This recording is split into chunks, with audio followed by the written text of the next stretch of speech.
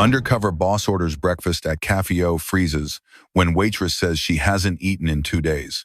Some things only reveal themselves when you stand in the right place and stay silent long enough to truly listen.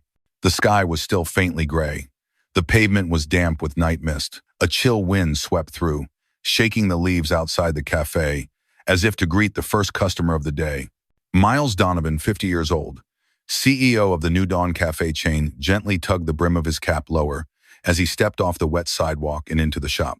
A worn gray coat draped over a simple outfit made him look no different than a working-class man stopping by for a quick morning bite. No one recognized him, and that was exactly what he wanted. The cafe was quiet. Soft yellow light from the ceiling spilled over the dark wood counter. A small old radio behind the bar played a mellow jazz tune. The mingled scent of weak coffee and burnt toast pulled him back to memories of when he first started pushing a coffee cart along the city curb 15 years ago. He chose the window seat, where he could quietly observe the entire cafe. He ordered a simple breakfast, sunny side-up eggs, toast, and a black coffee, not for taste, but to justify lingering longer. This location, according to reports, was stable, steady revenue, no complaints from guests or staff. But in the past few weeks, a few anonymous letters had reached the headquarters. Nothing accusatory, nothing hostile. Just handwritten notes telling the story of someone who worked nonstop, yet whose name never showed up on the tip-sharing board. Miles didn't rush to verify. He chose the oldest and truest method to uncover what was being hidden. Return as a guest. Observe as a stranger. And listen as he did in the early days. There are words that don't need to be shouted, but once you hear them, you can't pretend you haven't. The breakfast plate was placed before him, 2 sunny side-up eggs, a slice of over-toasted bread, and a steaming cup of black coffee.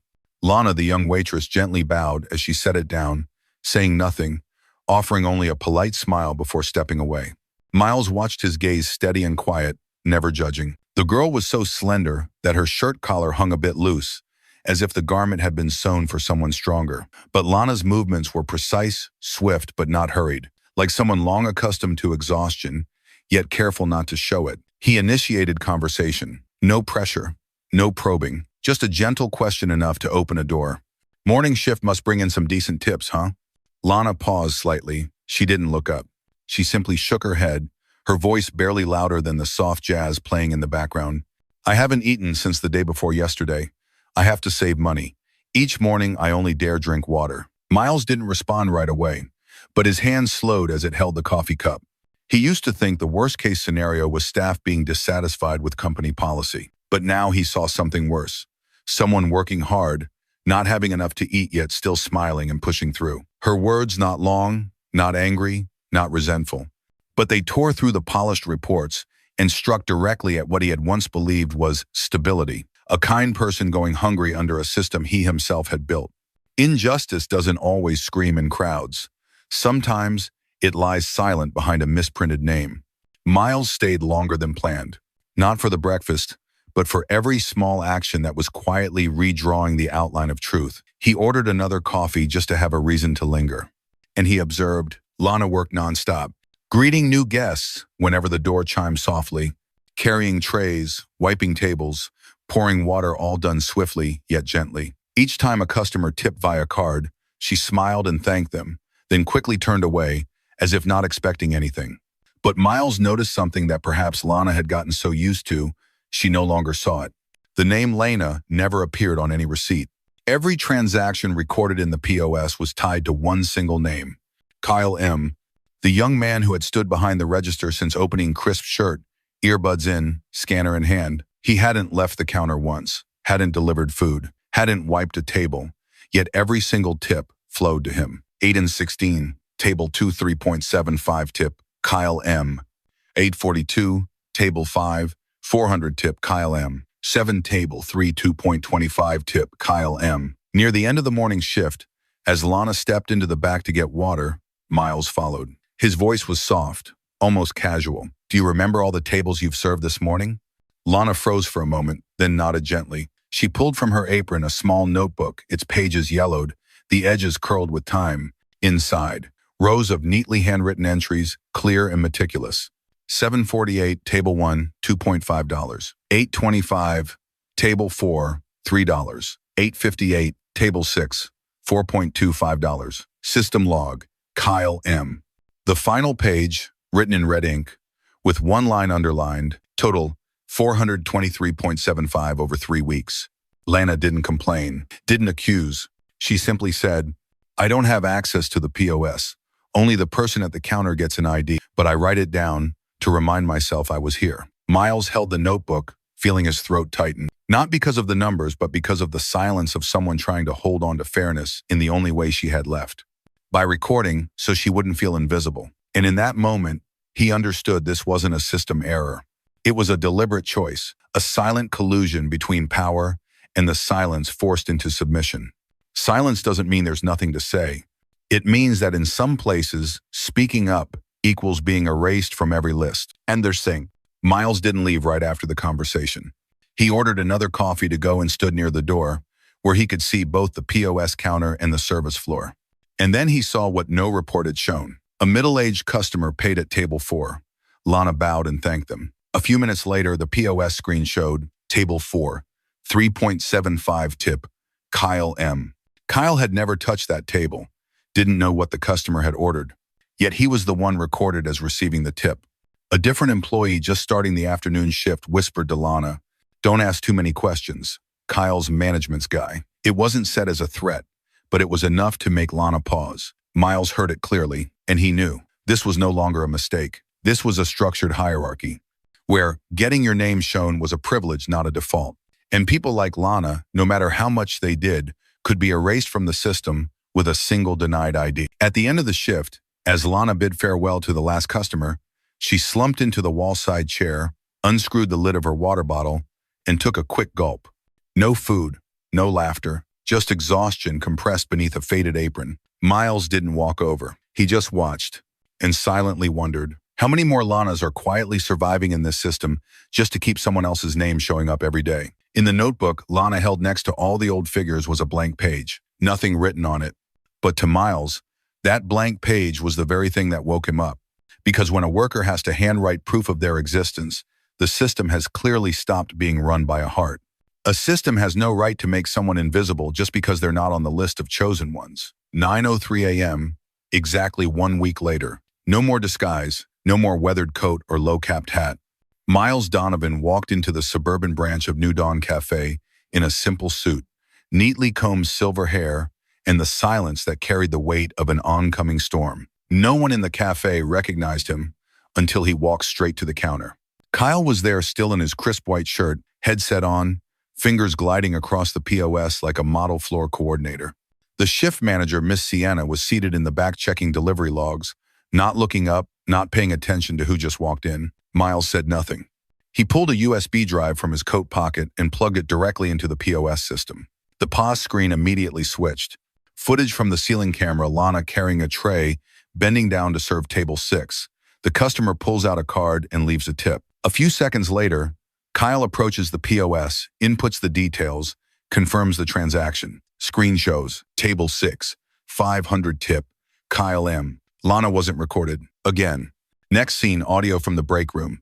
Miss. Sienna's voice came through, calm and flat like a policy manual being read aloud. Only those with an approved ID get to receive tips. No ID, no chance. The system doesn't make mistakes. The atmosphere in the cafe fell still. Lana, carrying a tray of water, froze. Her hand tightened around the edge of the tray. A few customers put down their knives and forks, turning to look at the screen. The kitchen staff stood in silence. Zach was no longer as composed as usual. Miles turned to Kyle, his voice not raised, but loud enough for everyone to hear. You've stood here all morning, served not a single table, yet you've received every tip. And you, he looked at Sienna, were given the power to run things fairly, but you used it like a door locking out the people who actually do the work. A single nod. 2 envelopes from HR were immediately delivered. Kyle Marshall, termination of employment, effective immediately. Sienna Clark, revocation of managerial authority, temporary suspension pending full investigation of her shifts. Finally, Miles inserted another small device into the POS system. The screen lit up with a scrolling message. Tip, system live, real-time vertical bar, link to server, vertical bar, public display. He turned back, facing the entire staff and the customers who were still silently watching. From today, every tip transaction will display the actual server's name. No more pre-approved IDs. No more needing to handwrite your presence to prove you were here. And no more of a kind person going hungry just because they weren't chosen to be seen. Sunlight touched the front window, reflecting the newly lit message. Tip system live. A system just corrected, not by software, but by a promise that no one would disappear in the very place they've helped keep alive. A round of applause rang out small, but clear from a table near the window. It was the elderly gentleman in a dark suit who had been quietly following the scene from the beginning. That clap sparked a ripple. A student stood up, nodding gently toward Lana. A young mother turned to her son and whispered, "That's the one who truly deserves it." Lana stood still. She didn't smile, but her eyes were wet, shining, like someone being called by name for the first time in the voice of justice. At that same moment, in the back room, two other employees, Tomas and Aisha, stood quietly watching the message on the system monitor. Tomas exhaled, as if releasing a burden. Finally, we don't have to hide receipts anymore. Aisha, the one who had once been told to temporarily hold the tips because she didn't have an ID yet, quietly unlocked her phone and sent a message. "Things have changed. You can come back if you want." How? On his way out of the cafe, Miles stopped in front of the bulletin board. He pulled from his inside pocket a printed sheet bolded with the heading, "Training Notice. Starting next week. New tip distribution. Access rights training session. Instructor, Lena M., former server, now Regional Operations Coordinator. Topic, how to keep a system from erasing its people." Miles posted the notice on the board, not with a pushpin, just a piece of clear tape, but enough to fix something in place. From now on, Lana wouldn't just be named. She would be the one teaching the system how to relearn itself. Inside, the tip data kept updating. Debble 3, 2.75 tip. Lana M, Dibble, 7.0 tip. Thomas R, Table 5, 350. Tip Aisha K. No more errors. No more impersonation. Only presence and transparency as it should be. Miles walked out of the cafe without looking back, because he knew from that very morning a small cafe had become the birthplace of an old philosophy, one that never goes out of style. Justice doesn't arrive through executive orders. It takes someone once made invisible brave enough to rise up, so the entire system must come into focus again. Respect isn't a reward. It's how a system proves it still deserves to exist. 1 month later, New Dawn Cafe, the forgotten regional branch in internal reports, is now the first to implement the new system. The POS screen behind the counter updated in real time. A table 2, 325 tip Andre. Opine, table Pime, 4.150 tip Lana. 8, 45, table 6, 2,7, 5 tip Mireille. No more default names. No one had to handwrite each line just to remind themselves they existed. Lana no longer wore a server's apron. She now sat in a small meeting room at a newly opened branch, facing a group of trainees. In her hand, an old notebook, now recovered in soft leather, with a label on the edge that read, "Proof of what was once right but forgotten." She opened to the last page and pointed to a line in red ink. Total, 423.75. 3 weeks. This is the amount I didn't receive. But what I lost more than money was the feeling that the system even saw me. A brief silence. Then she spoke, not to stir anger, but to pass on resolve. If one day the system doesn't call your name, then work clear enough and true enough that it can no longer stay silent. Another morning, at the table by the window where Miles had once silently watched Lana's very first morning shift, no more hat to cover his face, no more reason to hide, just a plate of pancakes, a black coffee, and a neatly folded $20 bill placed beneath a handwritten note. "Thank you for holding on to what's right, even when it meant you had to go hungry." Lana found the note after her shift. She folded it carefully and tucked it between the pages of her notebook, right where that red ink line had once been, not to keep as evidence, but to remember. Justice doesn't come from a paycheck. It comes from someone daring to do what's right, even when it brings nothing but an empty stomach. A week after that training session, Lana received an email from headquarters. It wasn't a memo, and it wasn't praise either, but it was an invitation from Miles Donovan himself. "We are rewriting the entire internal training program, and I want the very first lesson to begin with your story." 3 weeks later, at the third-floor auditorium headquarters of New Dawn Cafe, beneath the soft lighting, the rows of seats were filled with people Lana once thought she'd never get to stand in front of. Regional managers, area supervisors, HR advisors, all silent, attentive. She didn't use slides, no whiteboard. Just pulled out her familiar notebook, now weathered with age, wrapped in a plain leather cover with 3 embossed words, Work, worth, witness. Lana spoke, not reading a speech, not trying to move anyone. At some point, I thought this system didn't see me. But today I stand here not to repeat what went wrong, but to make sure no one will ever have to handwrite proof of their existence again. She paused, looked each person in the eye, then nodded. If a data line can erase a human being, then a human being must be the one to rewrite that line. At the outskirt branch, this morning the cafe was busier than usual. People lined up not just for coffee but to witness a shop rebuilt on trust. Display screen shows 0743, table 18, Pime, tip, Lana, Aaron 759, table 4, 2.25 tip, Aaron. Table 332 tip, Lucas. Below, a small subtitle ran across the screen. Every effort seen, every name respected. Miles Donovan sat by the window like the very first time. In front of him, a plate of pancakes, a cup of black coffee, still warm. But this time, he didn't leave anything beneath the plate. She simply looked up at the POS screen, where the names of each server now appeared clearly, at the right moment, with the right person, and smiled. A new system doesn't begin with algorithms. It begins with a girl who once went hungry but refused to be invisible. Kindness is not a luxury. It is the final rein keeping a system from veering off its own path. Because a system is only truly fair when the brave ones who uphold what's right are no longer alone, but become the trailblazers, so those who come after them can be seen from the very start.